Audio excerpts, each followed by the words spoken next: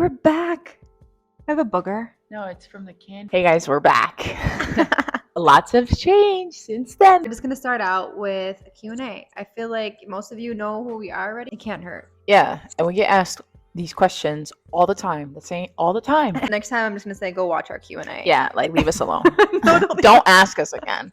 All right, babe, what's the first question? Do you have a relationship role model? No. We don't pay attention to what other people's relationships look like. Everybody has their own dynamic. Will you ever do merch again? It's not even in our brain right now, ever since I've done it the first time. How many children do you have? You and Amber are a beautiful couple, by the way. Thank you. We have 4 kids. She came in with 3, though. I have 1, she has 3. And you pants ripped. I'm so unmotivated. Tips that help you stay on track. It's so hard. If you want to do it, just do it. Take it easy on yourself. Don't feel like you have to be going into it so hard. When I start, I take a week off and I get lazy. I go back into it. Even if it's for like 20 minutes and it's nothing hard, I still am in there doing my best. Can I give my perspective? You're going to tell people that you just don't go. No, never. Oh. No, if people want to go to the gym, go to the gym. You can't make it all about how you're looking, because I feel like even in Ria's case, it was so mental for her. She had to do the internal work to love her body inside first, because she wasn't seeing on the outside what she had like this ideal body type of for so long, I think. And that's why she used to like push so hard to where you weren't even enjoying it. Yeah, I wasn't enjoying my workouts. It's like it was miserable, but now I just have fun, I guess. And even if I don't feel like working out and I'm not in the mood, I will just do my best to just show up for myself and just, even if it's a light 15-minute workout, I'm just proud of myself that I just even got there. So, I mean, just go at your own pace. Can y'all share more about the podcast decision? We're going to answer this only because it's been the most popular question, and I feel like we should just answer it and leave it alone. But I also feel like I get to speak out on it because I've been like blamed for it, everything, and I don't feel like it's fair. It's not my fault. Me and Ria made a healthy decision consciously Together, because it wasn't good for our mental health, and we're on a spiritual journey where we only allow things in our vicinity that are going to elevate our souls, and they feel good for us. It wasn't because we started OnlyFans. Yeah, that had nothing to do with it. It had nothing to do with her. How did you know you like girls? What age? The earliest I remember actually like being inappropriate with a girl, because I was way too young to even be doing that stuff, was probably like 7, when I was actually like playing house a little bit too accurately. I was 5. I just was in kindergarten and I just had a crush on a girl. How you do it to continue keeping yourself grounded? I keep myself grounded in gratitude, knowing where we came from and figuring out our purpose here. That really keeps us grounded. It's like trying to stay present. We do a lot of meditation. We talk about our feelings a lot. Yeah. We're very is it emotionally in tune? Yes. Yeah, so we talk about our feelings a lot. We meditate. I mean, we do a lot of breath. We do breath work and all that other shit to keep ourselves grounded. How do you feel about religion in relation to same-sex relationships? I really dislike religion in general. Not saying that people shouldn't have a belief system, because I think that's really important. Religion to me feels like it's very indoctrinated in fear. It's been hijacked, and yes, yeah. The origin of religion has been misconstrued now into being like what the man wants it to look like, to like keep everybody in check and make sure you're doing what's right and not stepping outside of the box. I mean, I grew up in a very in that similar situation of living in fear and it being taught that way. Mm-hmm. It wasn't like a beautiful thing like it's meant to be. It was just like anything you do, like even you thinking a certain way, it was like bad, you're gonna go to hell. Okay. Has emotional maturity become a turn on since growing, or is it just me? It's not just you. It's not. I used to think it was annoying because I was not emotionally mature. When Ria takes accountability in a conversation, or if say my feelings are hurt and she takes accountability and she reassures me, and she's just like, yes, baby, I hear you. Like, I'm like, take my clothes off.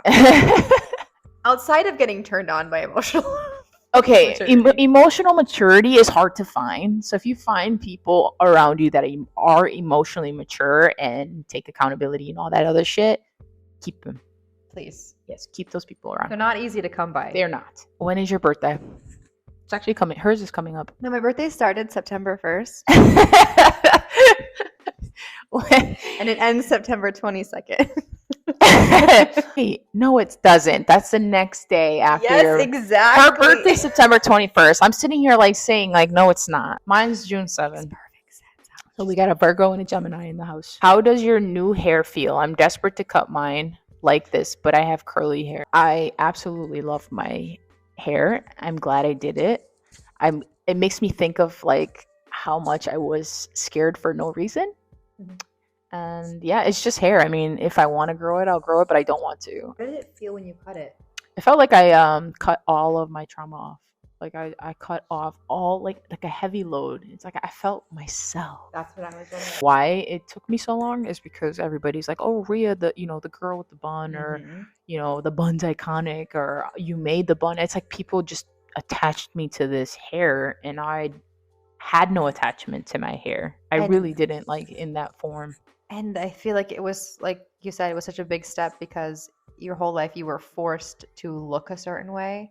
Everyone told you how to look, how to behave. And so by cutting off the hair, it was almost like a rebellion for you, like stepping into your power. It really choosing was. yourself. No, it really was. Yeah. And Like I don't a rebirth, regret like it. an actual rebirth. Ooh! Are you kidding me? You're literally so hot. Oh, thank you. I'm gonna hold my microphone like this from now on. What is your really bad? Stop doing stuff like that. What is your favorite type of date night? Babe, stop. I'm not doing anything. What does your favorite type of date night consist of? I love no clothes. Wait, sorry. I love just me and her in silence. Honestly, I don't care to be. We're such homebodies. I just love being around her. We could literally be just on the couch playing zombies, and it's just me and her. That's considered date night for us too. Like anything, anywhere with her is date night. Aw, babe. I think it's just being around you in general alone is just amazing. Are you gonna cry? I will. Do you want me to? No. Does it turn you on? What about you? No, same. I mean, the occasional date where like Rhea has planned something that I don't know about. Spontaneity. I love that. Spontaneity? Spontaneity. Oh. But besides that, if we're just at home watching a movie on the couch, I would love to be naked. That's my ideal. And food. You're right. You do love food. I do. Hi, new follower. Love you girls. How did you guys meet and get together? We met on TikTok. She showed up on my For You page. I probably showed up on hers as well. And we followed each other. And then our followers, a lot of them encouraged us, would tag us in each other's videos. I just wasn't ready for a real relationship, and she scared me. She made me nervous. I just knew that this girl is one of those you take home to mom girls, and she was very serious. Where do I look like the take home to mom girl? Where? You don't have to look like it. Her maturity just knows what she fucking wants, and I knew that. Basically saying you knew you couldn't fuck around with I couldn't fuck around with her. And you were trying to kind of fuck around at the time. I was. And I was like, ooh, look at this bad girl. I can make her settle down. I wouldn't answer her for like a couple hours at a time, and she I was wasn't just playing annoyed. that game. You know, when you're ready, I'll be here if I'll be here, but you know, I know what I want. This isn't I it. know you have social media and you have a lot going on. She's like, I get it. So she handled it real mature. Because real I also mature. had my own life going on. Yeah, and she wasn't really 3 rude. kids. I had my own social media career at the time too. So I was like, I kind of understood what she was going through. I didn't understand like the blow up of fame, but I understood, like, I get what social media is. It's not easy, especially to start dating someone new in the spotlight, especially at the time where she was at. People were nuts. People were crazy over her. Like, even her mentioning my name, people were like, who is Amber? Like, they went crazy over it, like made t-shirts about it. Yeah. The thing was, is I was very turned on when she said, I know what I want, and she wasn't chasing me. I think that was it. It's like she wasn't pushing herself onto me, and she just like let me be. And I was like, damn, I really like this girl. For No, you. and it was hot. I liked it. How do you heal when you feel like you are stuck in a situation? No one's stuck anywhere, first of all. She's always like the queen of these type of questions. Just like you said, you feel like you're stuck because you're allowing yourself to stay there. It's comfort in chaos. Yeah, I could speak on that. Like I always felt stuck. I always felt like there wasn't anything more I can do, but I wanted more. Mm-hmm. My soul just craved more, and I always thought, I don't. There's way too much. There's more to life than just this. There's no way I was born to just live this miserable fucking life. Did you feel that way even in relationships after? Like even the ones that you struggled with with women. Mm-hmm. Did you still feel like that with them? I Like did. you were like something was missing? It just didn't feel. My intuition was always. I always felt on. Like I always felt like I was in flight or fight. Is that what? Did you feel stuck there? Did you feel like, I well, I got felt- myself into this. It's been so long now. That's what I would do. Mhm. I would just force, even if you could tell their relationship was kind of falling apart Mhm. or they weren't interested like I was interested, or I would just settle. I guess I didn't know my worth and my value, and I was always fighting to be loved. The key there is knowing your self-worth. Probably think you're only worthy of what you're accepting in your life, which is completely untrue. So the point to start healing is to finding your self-worth, and that only you can do that. No one else can do that for you. Favorite movie and TV show? My favorite movie is either Beetlejuice or The Nightmare Before Christmas. I could watch those movies back and forth like over and over, and I would never get sick of them. Constantly. Those are good movies. They're I have to so say. good. I always say my favorite movie is Titanic. I don't know why that love story just like pulls at my heartstrings. And favorite show right now, I love Suits. Suits is an awesome show right now. Amber hasn't watched it, but I really love it. I really like True Blood. Probably was one of my favorite TV shows. Oh, also Walking Dead. That and Game of Thrones. That's just like top the top. Will this be a paid or free YouTube account? Is there a free? This is free. Yeah. Is there a thing where you pay? I think there are some subscriptions. Are you going to do prank videos? No. Probably not. Pranking isn't in our wheelhouse. It's not something that we really care to do. No. We will do a lot of stupid stuff though, because we love to be dumb. We don't like to act our age because that's boring. And someone said, I love you. We love you too. Hello. This is actually a good question. Has there ever been a time in your guys' relationship you wish you didn't share with the world? Some family stuff I wish we wouldn't have talked about publicly. I think it's okay to speak out about the traumas that we've experienced, but we made it so public about our intimate details of our family, and that kind of gets super messy. So that I wish we kind of would have kept, and I don't mean our family, like our children and me and Ria. I mean like external family, if you know what I mean. No, I don't regret it. I think we've learned a lot from anything we've shared. If you've watched us from the beginning, I'm sorry I cut you off. It's okay. If you can feel our energy, I could cry. You're making me cry too. Like a weight has been lifted off of our shoulders because how heavy our relationship was, even from the beginning, like social media wise, and like the people involved and like everything we've gone through with our healing. No one can truly understand what we've experienced. No, it doesn't matter how much we tell you guys or talk about it. It's not like being in it and going through it. I'm crying because I'm happy. It's like a relieved feeling. You have experienced all the pain and the turmoil and the lessons that we experienced together, and then to get to now a place of just like peace. And that's what we've been working towards so hard and like manifesting together. Was our end goal was just a peaceful life where we weren't fighting for our happiness or fighting for mental health. Just like every other day was something that we were working on healing, whether it was always on the outside or like Ria's past traumas. It feels so light now. I can finally feel like we get to focus on our happiness and just breathe. It's true. We get to like be present in our relationship and focus on each other.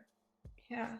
And it didn't feel like that for a very long time. I hate to cry, but I'm just so grateful and blessed to be where we are today. And that's why I feel like we even had to start a new YouTube channel, because we're not the same people that we were. We're not those people that are on that YouTube. That's why it's so funny sitting here. as us today. It's actually really cool. I mean, look at where we are. I was sitting in the basement of my parents' home.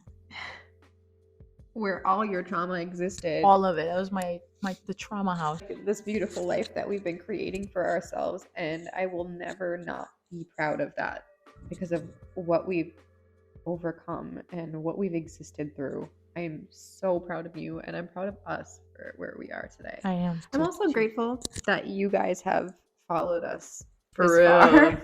Like, we love you. We wouldn't be able to even share our love if it wasn't for you guys. We're genuinely grateful for each and every one of you that just sticks by us and just sees us for exactly who we are. Truly. Don't we make see up some nasty shit. Yeah, you guys don't make up your own narrative, assumptions about us just because we share a little piece of our life on here. Yeah. I used to care that people had like misconceptions of me, and recently, I mean, so did I. We both did. A lot. Like, I cared. I was like, no, because I know how good of a person I am. I know my heart. I know like how hard I work to be a good fucking person.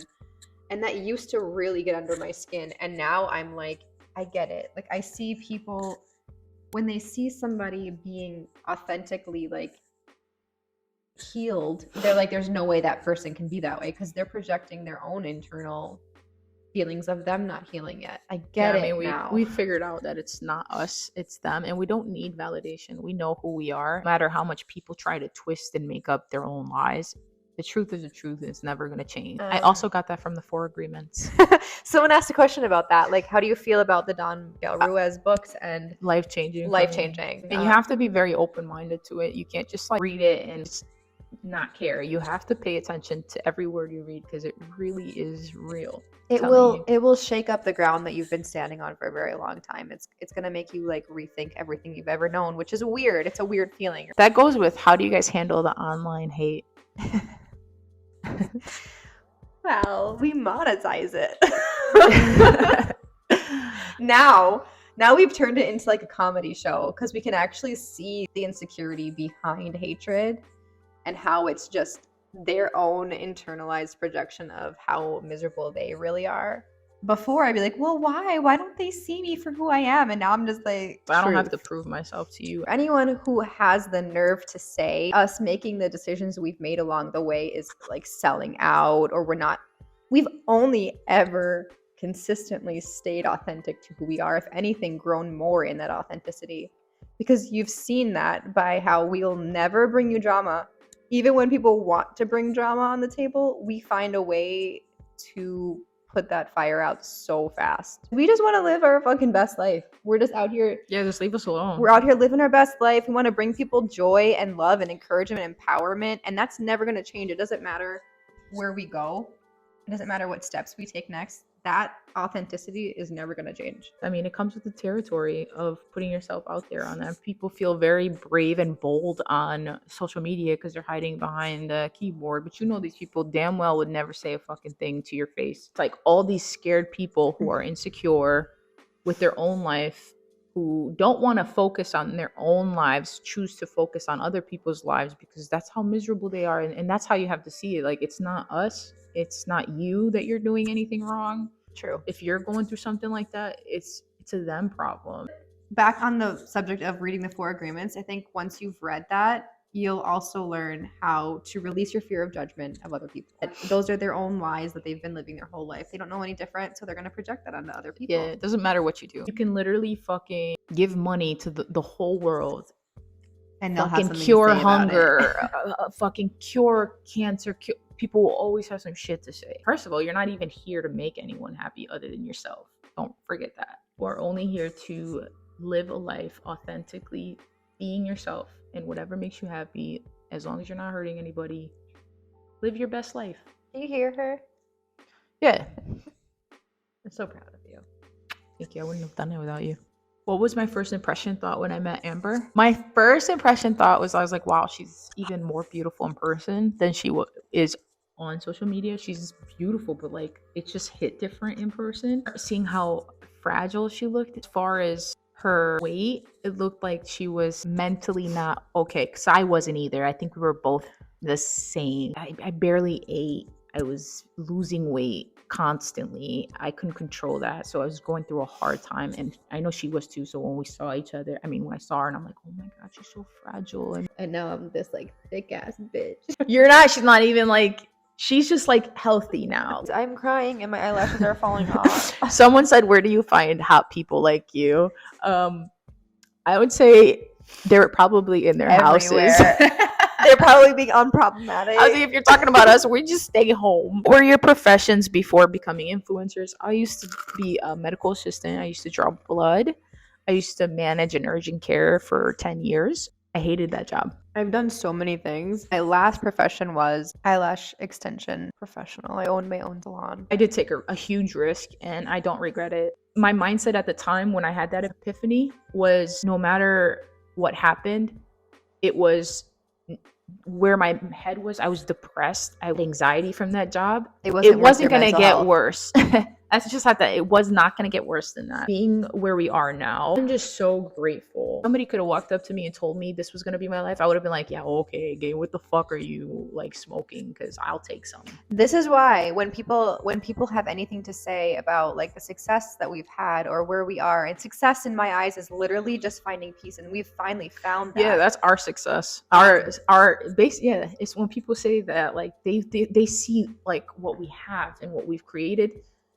But we don't see that. We see, I mean, we're grateful for that, but we see how far we've come as far as growing together and finding happiness within each other. I also say that as to like people who ever say things like, oh, they've changed, or they because they have money, or and blah blah blah, things like that. It's like we went through hell and worked our ass off physically and mentally. The way we worked our ass off to be the best version of ourselves today, we earned this shit.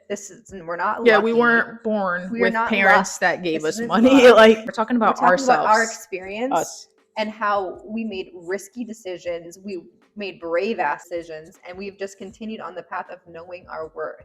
I'm super proud of where we are today, and that's never going to change who we are. Now that you're married, has the dynamic in your relationship really changed? Our relationship has, and this may sound so weird because you've been following our relationship for so long, but our relationship has just begun.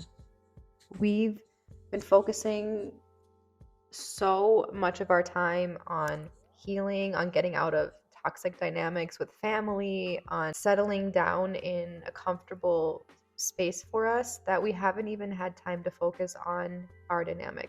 It wasn't even something we had time to focus on. Kind of like beautiful chaos all the time. Now we're just finding the groove of everything.